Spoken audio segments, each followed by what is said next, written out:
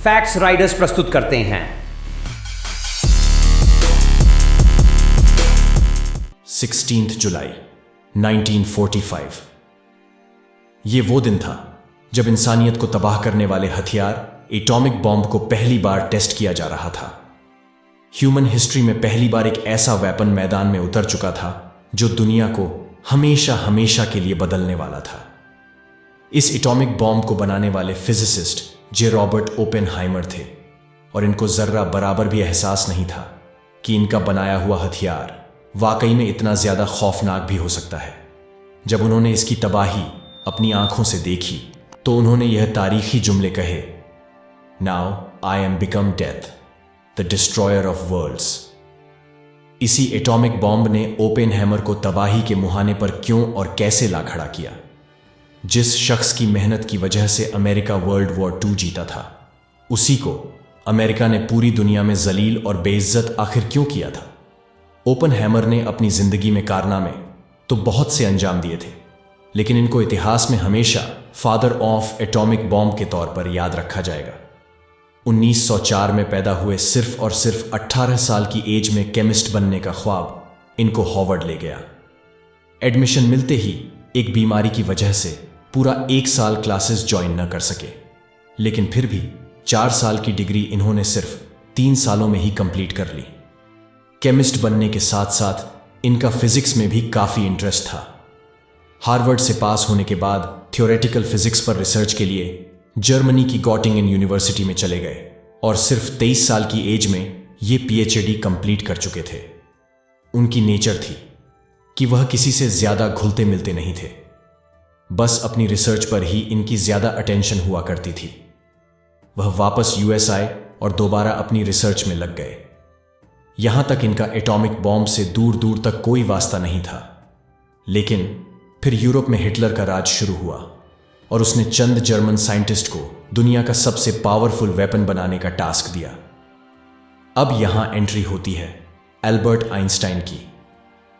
जी हां, आइंस्टाइन ने हिटलर का यह खतरा भांप लिया और अमेरिकन प्रेसिडेंट रूजवेल्ट को एक लेटर लिखकर कहा कि हमें भी इस तरह का वेपन तैयार करना चाहिए, वरना कल को हिटलर हम पर हावी हो सकता है। आइंस्टाइन का लेटर पढ़कर अमेरिकन प्रेसिडेंट ने फौरन एक्शन लिया और यूएस मिलिट्री को ऑर्डर दिया कि एटॉमिक बॉम्ब पर रिसर्च प्रोजेक्ट शुरू कर दिया जाए। इस बहुचर्चित प्रोजेक्ट को आज दुनिया मैनहट्टन प्रोजेक्ट के नाम से जानती है। ऐसा माना जाता है कि एटॉमिक बॉम्ब शायद कभी बन ही नहीं पाता अगर एल्बर्ट आइंस्टाइन अमेरिकन प्रेसिडेंट को यह लेटर न लिखते। खैर, अब होना तो यह चाहिए था कि मैनहट्टन प्रोजेक्ट के लिए यूएस आर्मी आइंस्टाइन को ही चुनती, क्योंकि उन्होंने ही अमेरिकन प्रेसिडेंट को यह लेटर लिखा था। लेकिन ऐसा नहीं हुआ। एल्बर्ट आइंस्टाइन का बैकग्राउंड जर्मनी से था और यूएस आर्मी को यह शक था कि शायद आइंस्टाइन उनके साथ कोई चाल चल रहा है। इसी वजह से प्रोजेक्ट मैनहट्टन की मार्गदर्शिका ही ओपेनहाइमर के सुपुर्द कर दी गई। ओपेनहाइमर आइंस्टाइन के यूज से काफी इत्तेफाक करते थे और वह भी यह चाहते थे कि अमेरिका को एटॉमिक बॉम्ब बना लेना चाहिए। इस सीक्रेट प्रोजेक्ट के लिए न्यू मैक्सिको में एक पूरा शहर बनाया गया जिसको लॉस एलामोस कहा जाता है। यूएस गवर्नमेंट ने प्रोजेक्ट पर बेतहाशा पैसा बहाना शुरू कर दिया। 1945 के दौर में इस प्रोजेक्ट पर टोटल 2 अरब यूएस डॉलर का खर्चा किया गया था। अमेरिका की हिस्ट्री में यह सबसे इंपॉर्टेंट और सबसे ज्यादा सीक्रेट प्रोजेक्ट होने वाला था, लेकिन इस राज को संभालना यूएस मिलिट्री के लिए बहुत ही चैलेंजिंग था। लॉस एलामोस में मैनहट्टन प्रोजेक्ट पर टोटल 1,30,000 वर्कर्स काम करते थे। इन लोगों को बड़ी जांच पड़ताल के बाद चुना गया था ताकि प्रोजेक्ट के हवाले से कोई भी खबर बाहर की दुनिया को मालूम न पड़ सके। इनमें संस्थान, टेक्नीशियंस और रिसर्चर समेत लोअर स्टाफ भी शामिल था। सबको यह डायरेक्शन दी गई थी कि प्रोजेक्ट के हवाले से वह किसी को कुछ न बताएं, और तो और अपनी फैमिली को भी नहीं। यहां कोई भी एक दूसरे को असली नाम से नहीं जानता था। सबको एक जाली नाम दिया गया था और प्रोजेक्ट साइट का यह रूल था कि अगर किसी का असली नाम लीक हुआ तो उसको सजा दी जाएगी। यहां लेटर्स आते थे, लेकिन फेक एड्रेस पर वह एड्रेस था पीओ बॉक्स 166 न्यू मैक्सिको। यहां तक कि ऑफिशियल लेटर्स में सिटी नेम भी मेंशन नहीं किया जाता था। लेटर्स की सेंसरशिप के लिए यहां सेंसर डिपार्टमेंट पहले तमाम लेटर्स को खोलकर पढ़ता था और उसके बाद वह आगे भेजा जाता था। इसी तरह यहां से भेजे जाने वाले लेटर्स भी पहले पढ़े जाते थे। प्रोजेक्ट साइट के अंदर आने के लिए सख्त सिक्योरिटी रखी गई थी। वर्कर्स एंट्री पास के बगैर न अंदर जा सकते थे और न ही एग्जिट पास के बगैर यहां से बाहर निकलना मुमकिन था। यहां तक कि लॉस एलामोस में पैदा होने वाले बच्चों के बर्थ सर्टिफिकेट में भी सिटी नेम नहीं, बल्कि सिर्फ पीओ बॉक्स 1663 लिखा होता था।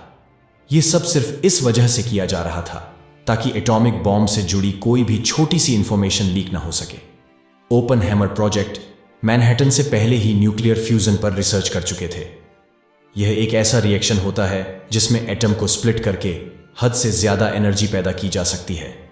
कुदरत में पाया जाने वाला सबसे भारी एलिमेंट यूरेनियम होता है। यूरेनियम के एक एटम में प्रोटॉन और 146 न्यूट्रॉन होते हैं, जिनको अगर मिला लें, प्लस कर लें, तो यूरेनियम का टोटल एटॉमिक मास सामने आता है, जो है 238।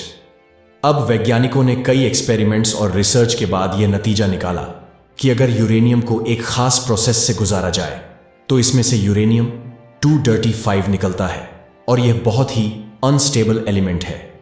यानी अगर एक न्यूट्रॉन को इस नए यूरेनियम 25 के साथ कोलाइड करवाया जाए तो यूरेनियम स्प्लिट हो जाता है और बहुत ही ज्यादा एनर्जी पैदा करता है।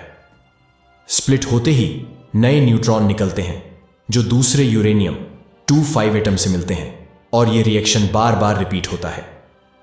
यह सारा चेन रिएक्शन सिर्फ चंद माइक्रोसेकंड्स के अंदर अंदर पूरा हो जाता है, और सारे रिएक्शन का निचोड़ हमें एक जोरदार धमाके और एनर्जी रिलीज की सूरत में देखने को मिलता है। अगर एक न्यूक्लियर बॉम्ब को नॉर्मल टीएनटी बॉम्ब से कंपेयर किया जाए तो यह हाथी को चींटी से मिलाने जैसा ही होगा। आप सिर्फ इस बात से अंदाजा लगा लें कि 1 KG atomic bomb 3500 KG TNT bomb के बराबर है, यानी लिटिल बॉय बॉम्ब, जिसने पूरे नागासाकी की धज्जियां बिखेर दी थीं। इतनी ही तबाही टीएनटी बॉम्ब से करनी पड़ती तो अमेरिका को हैरतअंगेज तौर पर 1.5 करोड़ केजी वजनी टीएनटी बॉम्ब गिराना पड़ता। यह इतना ज्यादा वजन है कि आज के दौर में भी कोई जहाज इसको नहीं उठा पाएगा। एटॉमिक बॉम्ब में यूरेनियम को इस्तेमाल करने का सबसे बड़ा नुकसान यह था कि यूरेनियम एक नेचुरल एलिमेंट है और जाहिर है यह एक लिमिटेड क्वांटिटी में ही माइन किया जा सकता है। रिसर्चर्स ने यूरेनियम की टक्कर का ही एक नया एलिमेंट बनाया जो नेचुरल भी नहीं था और जो यूरेनियम 25 से भी ज्यादा अनस्टेबल था। यह एलिमेंट था प्लूटोनियम 239। अमेरिका को प्रोजेक्ट मैनहट्टन पूरा करने की बहुत ज्यादा जल्दी थी, क्योंकि एक तरफ तो वर्ल्ड वॉर 2 चल रही थी, दूसरी तरफ अमेरिका को यह भी खतरा था कि कहीं जर्मनी उनसे पहले यह बॉम्ब न तैयार कर ले। आखिरकार 16 जुलाई 1945 को दुनिया का पहला एटॉमिक बॉम्ब तैयार हो चुका था, और अब बारी थी इसको टेस्ट करने की।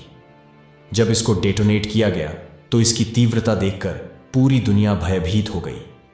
ओपेनहेमर समेत दूसरे साइंटिस्ट जो इस प्रोजेक्ट का हिस्सा थे, वो खुद भी इस हथियार से खौफजदा हो गए।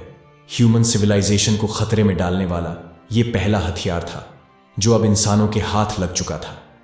इसके इंसानियत पर क्या असर हो सकते हैं यह जाने बगैर अगले ही महीने अमेरिका ने इसको जापान के शहर हिरोशिमा और नागासाकी पर इस्तेमाल कर डाला। इन दोनों हमलों में 2.5 लाख से भी ज्यादा लोग जान से हाथ धो बैठे। 6 दिनों के बाद जापान ने अमेरिका के सामने हथियार डाल दिए और यहीं पर हुआ वर्ल्ड वॉर 2 का दी एंड। अब यहां आपको लग रहा होगा कि ओपनहेमर के कारनामों की वजह से अमेरिका इनसे बहुत खुश हुआ होगा और उनको नोबेल प्राइज देगा, पर ऐसा हरगिज नहीं था। ओपनहेमर ने शुरुआत में बहुत अफसोस का इजहार किया, क्योंकि उनकी इस क्रिएशन की वजह से लाखों इंसानों की जान जा चुकी थी। इस वाकये ने उनको अंदर से पूरी तरह तोड़ दिया था और उन्होंने खुद को दुनिया से अलग करना शुरू कर दिया। अगर वह चाहते तो अमेरिका की यह ताकत मिनटों में कहीं और भी शिफ्ट कर सकते थे। इसी वजह से ओपनहेमर अब यूएस का एक बहुत ही नाजुक शासक साबित हुए और अमेरिका की अलग अलग एजेंसीज ने ओपनहेमर पर नजर रखना शुरू कर दी। लेकिन फिर वही हुआ जिसका डर था। 1949 में अमेरिका के सबसे बड़े दुश्मन सोवियत यूनियन ने अचानक एटॉमिक बॉम्ब के धमाके दुनिया को सुना दिए। टेक्नोलॉजी लीक हो चुकी थी, लेकिन हुई कहां से इसका अंदाजा अमेरिका को नहीं था। सबका शक ओपनहेमर पर गया। क्योंकि उनकी गर्लफ्रेंड भी कम्युनिस्ट पार्टी की मेंबर थी और उनकी बीवी भी पहले कम्युनिस्ट पार्टी का हिस्सा रह चुकी थी। अमेरिका की कम्युनिस्ट पार्टी के सोवियत यूनियन के साथ काफी क्लोज टाई हुआ करते थे और खुद ओपेनहेमर को पॉलिटिक्स में कोई इंटरेस्ट नहीं था। अमेरिकन प्रेसिडेंट ने ओपेनहेमर और स्टेट सीक्रेट के दरमियान अब एक पर्दा डालने का हुक्म दिया। एक इंक्वायरी बिठाई गई जिसमें ओपेनहेमर पर सोवियत का एजेंट होने का इल्जाम लगाया गया। वह अपने बयान पर डटे रहे कि उनका कम्युनिज्म और सोवियत के साथ कोई लिंक नहीं है। किसी के पास कोई सबूत भी नहीं था, लेकिन फिर भी फैसला उनके खिलाफ ही आया।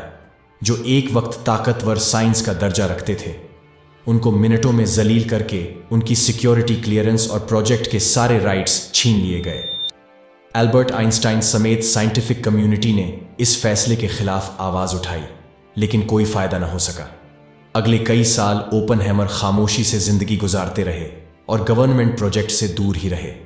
फिर करीब 7 सालों के बाद 1961 में John F Kennedy American president बने तो उन्होंने ओपेनहेमर को ऑफर दी कि वह एक नया फ्री एंड फेयर ट्राइब्यूनल बनाएंगे जिससे उनकी सिक्योरिटी क्लियरेंस दोबारा से वापस मिल सकती है। लेकिन इस बार ओपेनहेमर ने इनकार कर दिया। जॉन एफ कैनेडी जानते थे कि वह बेकसूर हैं।